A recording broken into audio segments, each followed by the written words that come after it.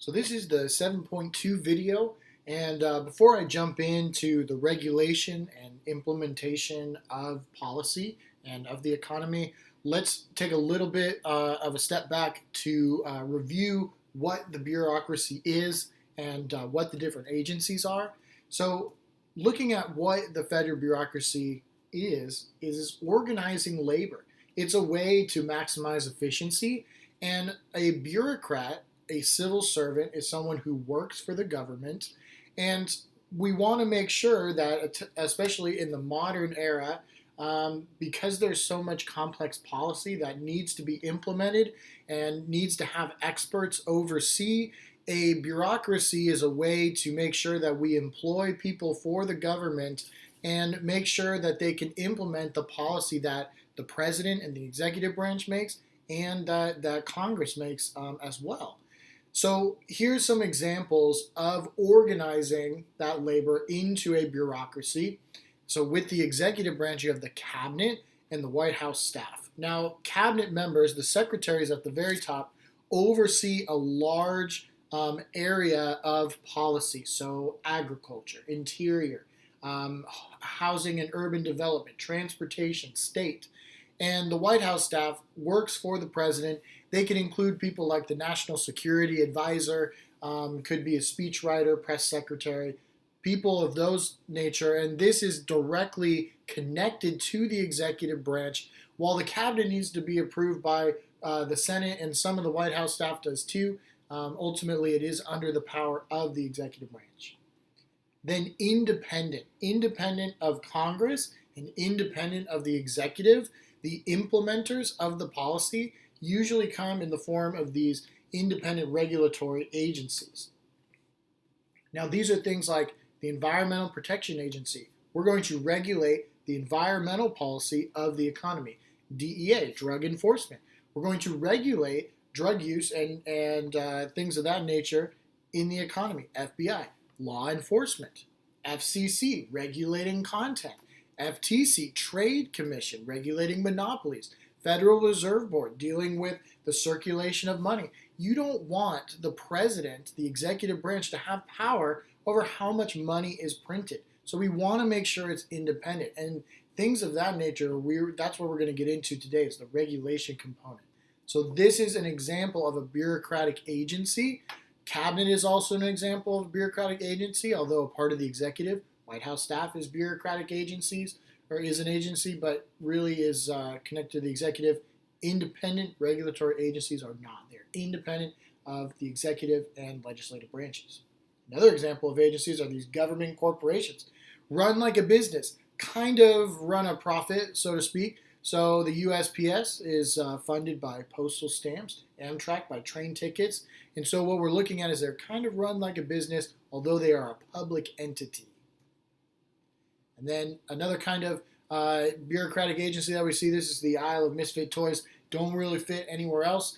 But these are examples like NASA. Doesn't really regulate a part of the economy. Isn't run like a corporation, but does very important work and implements policy that has been created by both Congress and the president as far as aeronautical and space exploration goes. Same thing with the National Science Foundation. This is something that doesn't really regulate the economy. It is, good goodwill and good for the collective good, but doesn't really fit anywhere specific. So if you can understand each of these are examples of organizing labor in the federal government, you're in good shape. Okay, so now what we're going to talk about is, what do the agencies actually do?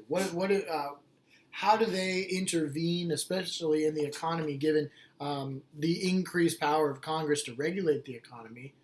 So first of all, let's get some definitions. Regulation.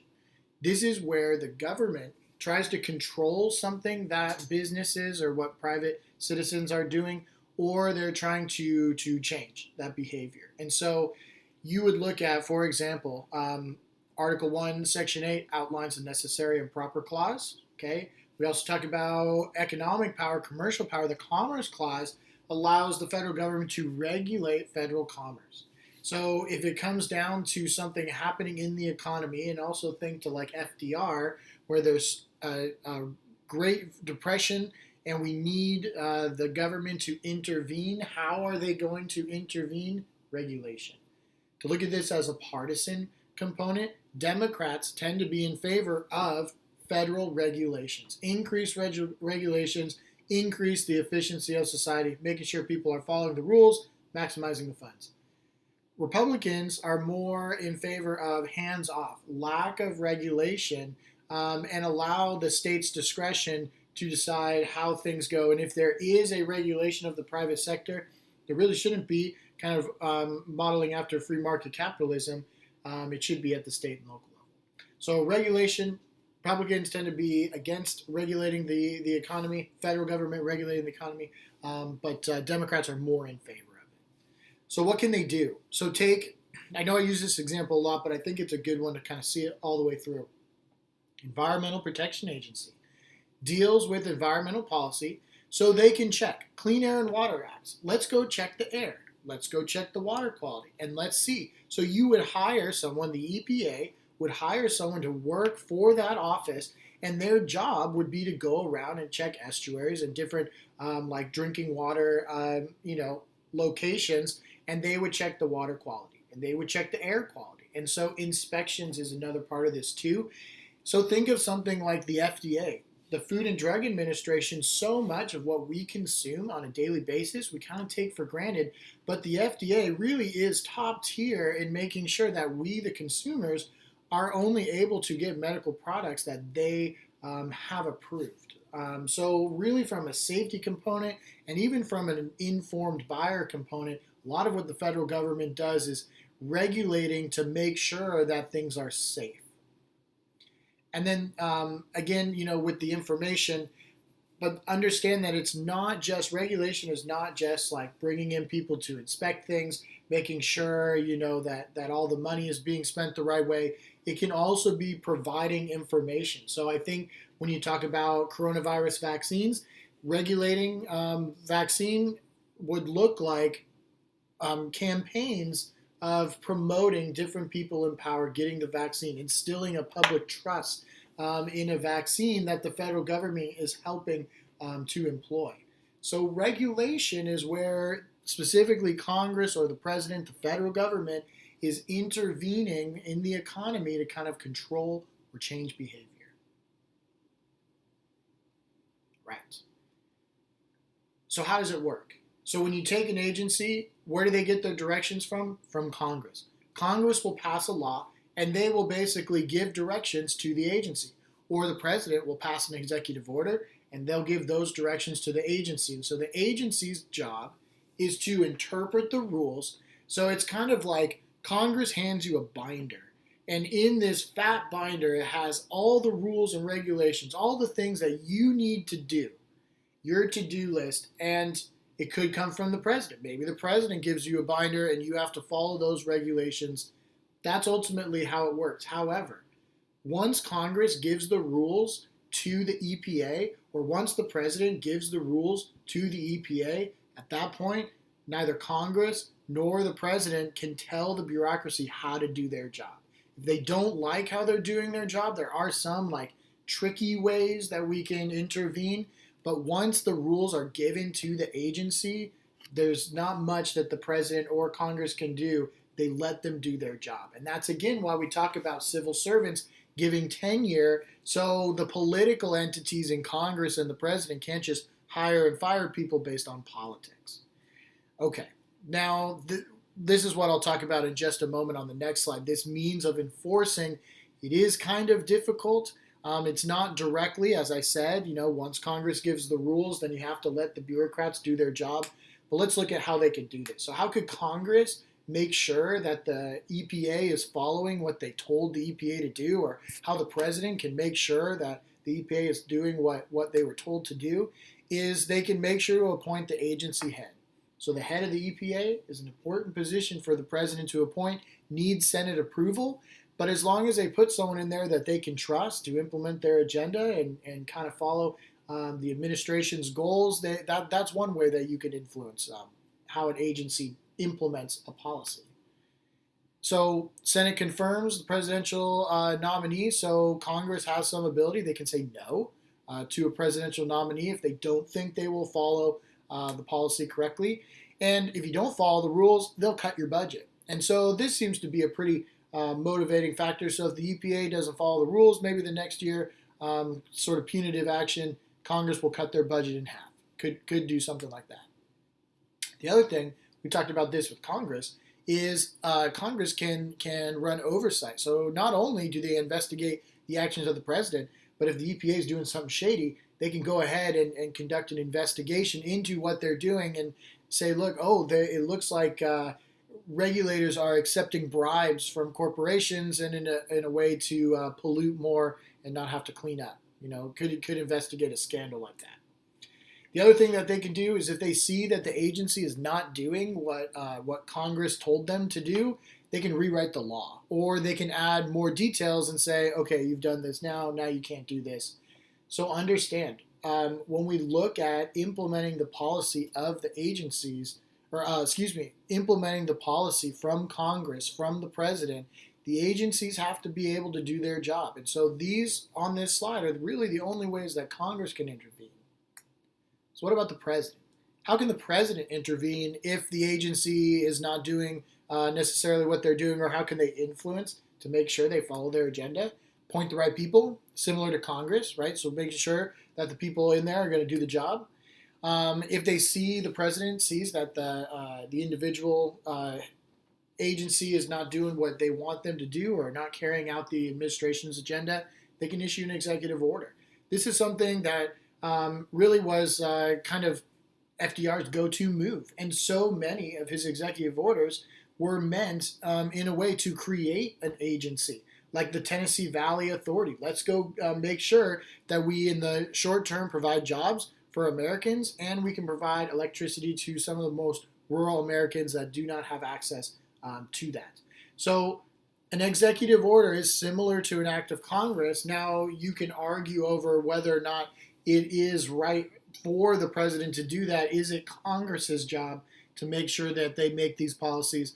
But oftentimes when presidents make executive orders, they're doing so to kind of regulate the bureaucracy, so the bureaucracy does the job that they want. Once a president makes a policy, that's all they can do. The bureaucracy makes it happen. They have to put it into play. They can also alter the budget too. This can be done with executive orders. So again, if an agency is not doing what they're supposed to, they're not following the policy of the president or of Congress, they can alter the budget. This is another one too, is they can reorganize things. So Homeland Security has been reorganized a couple times. And so the idea of reorganizing the role and scope of what you do can be like a reinterpretation of the policy too. You can see just kind of FDR setting the precedent here, but these are records of, and including our current presidents, of the most executive orders issued. Now, FDR was in office much longer, but you can just see the number of presidents here. They're modern presidents. In the 20th century, when there's so many more things happening with regulating the economy, with the federal control at the cost of state power, you can see more and more that regardless of party, each of these presidents is really trying to do what they can in their power to control the policy, control the bureaucracy. Yeah. So last part. So we talk about implementing. President makes a policy. Congress makes a policy. Then the bureaucracy has to make it happen. And how do you ensure that the bureaucracy will interpret the policy the correct way? How do you make sure that they'll follow that? So let's talk about this picture. So this is in Arkansas. When you talk about the Little Rock Nine, you have these black students who are being integrated into a white school in Arkansas. But ultimately, there's safety concerns because the state of Arkansas is trying to implement the court order from Brown v. Board of Education. And so that's a federal policy from the judiciary in this case. And so they're trying to follow this, but at the state level, they don't want to necessarily follow the federal policy. Federal government says you cannot segregate in schools. State of Arkansas says we are not sure about the legality of the court's decisions.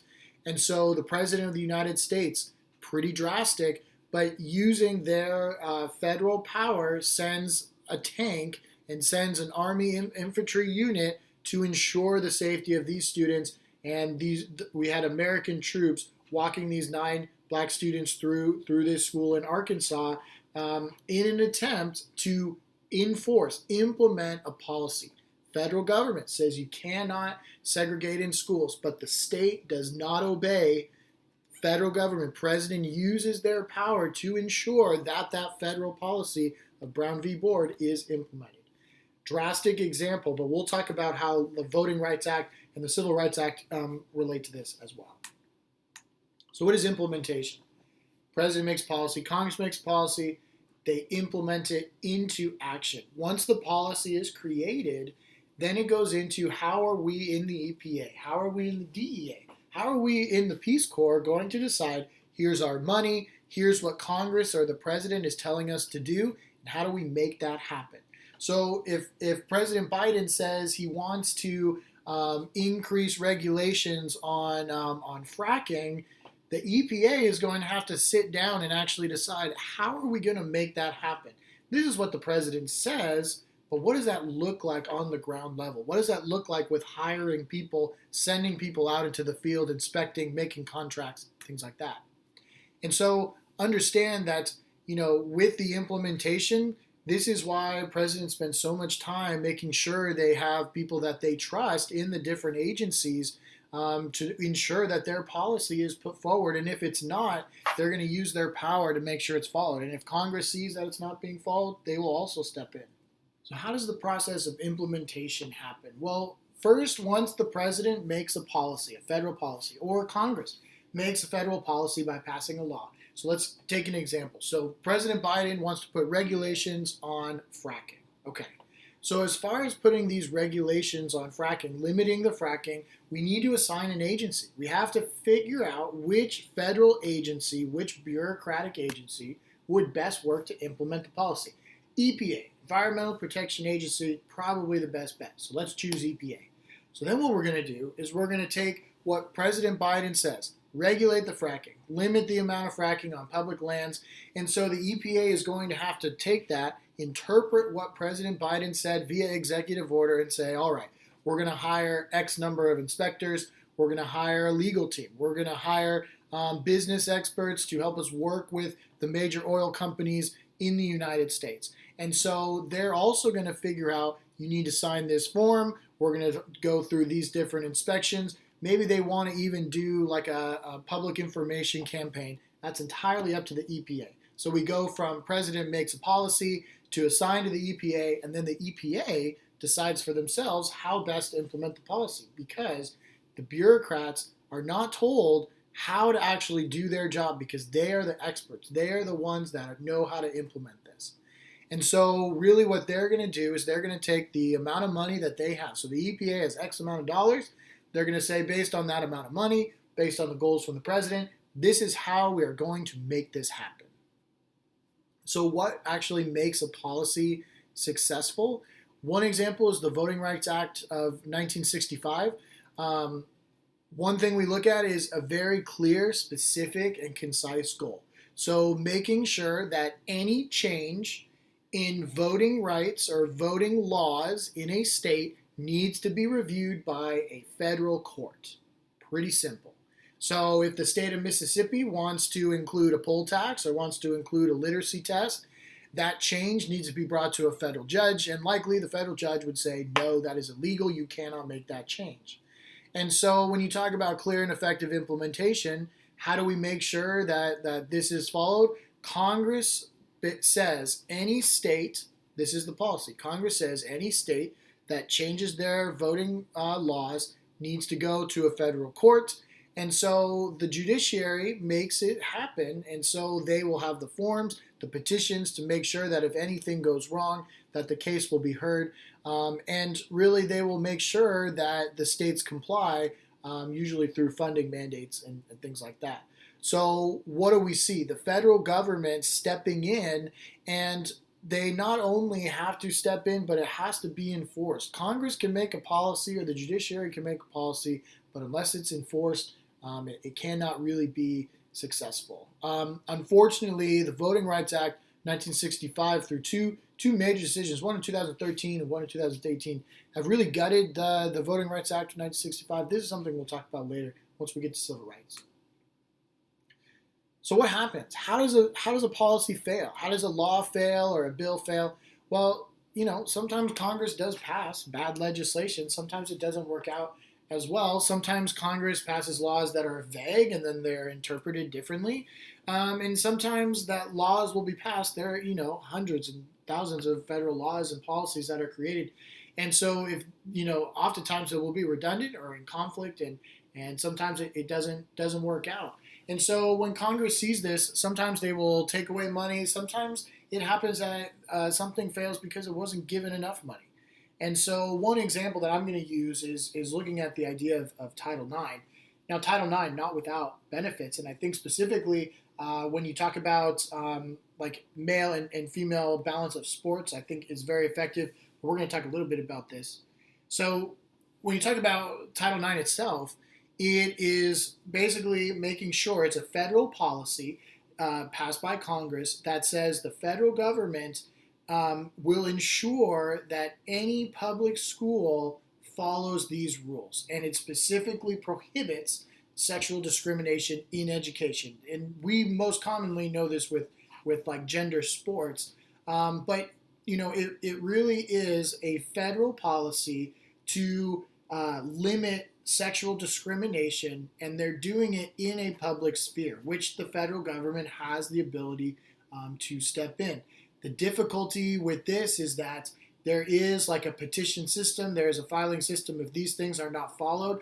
However, what is supposed to happen is that federal funding will be cut from schools if they do not file Title IX, known as a Title IX violation, but not necessarily consistently enforced. And so Title IX is a good example of a great idea, really works well in principle, but difficult to implement, not as clear and concise as, say, the Voting Rights Act of 1965. So kind of two examples. Voting Rights Act of 1965, effective policy, implemented by the bureaucracy. Title IX, pretty good policy, implemented not as effectively.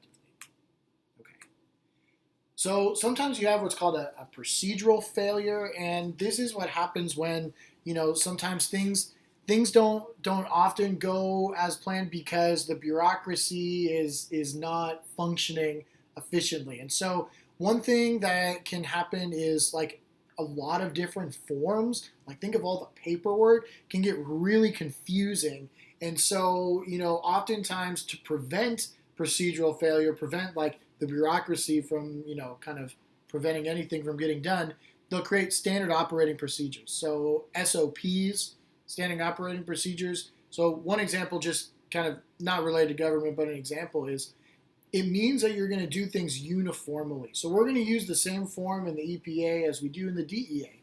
Just like if you go to an ATM that's in a drive-through compared to an ATM that you walk up to, the buttons are going to have Braille on them. Not because people are, blind coming up in their car's drive-through, but it's easier, it's cheaper to manufacture one button, regardless of situation of ATM. So it's kind of a similar thing here. We want the same form, same procedures. If you go on leave, it's the same procedures. So as I said, creates uniformity, streamlines work. We're trying to efficiently take the policy, translate it into actuality, and turn it into something that actually impacts Americans on a day-to-day level. So when you want to change standard operating procedure, it becomes very difficult. Can make things inefficient, and when you talk about Americans disliking bureaucracies, that they're just so inefficient. This is where it comes from, is the operating and procedural failure. Just a difficulty of the bureaucracy as a business almost, not being able to conduct business well. Okay. Last major concept, kind of a weird one. I would say if you can provide one example and you can identify each corner of this triangle, you should be good to go. So let's take a look.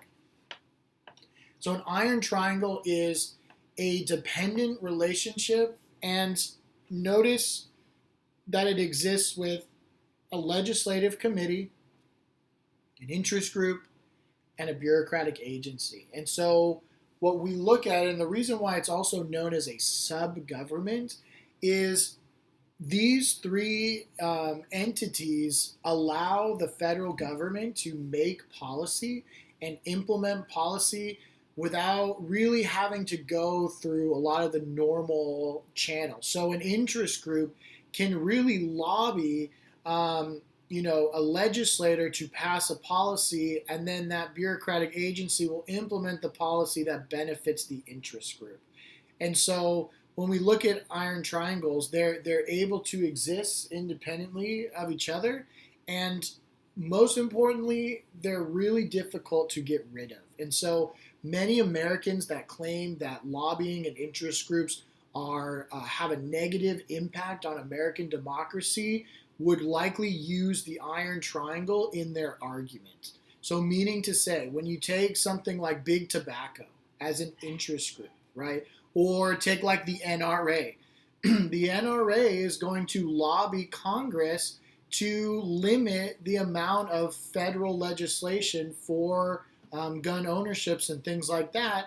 And so any bureaucratic agencies, I think it's the FTA that would deal with this, firearms and tobacco and alcohol, that bureaucratic agency would be in charge of implementing that policy, which would benefit the interest group.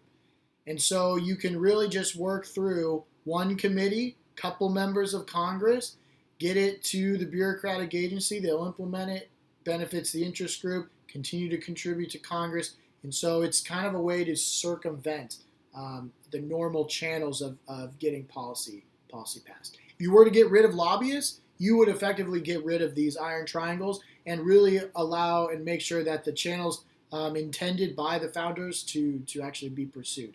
The founders would not be in favor of iron triangles. Okay. I would check out this example as a slide. I know I have covered a ton of information. I know that this is complicated. I would recommend kind of reviewing through this video, and we will also go into these concepts in depth, similar to how we covered campaign finance. Complicated, we'll go over it, and I think you guys do great. Email me questions in the meantime.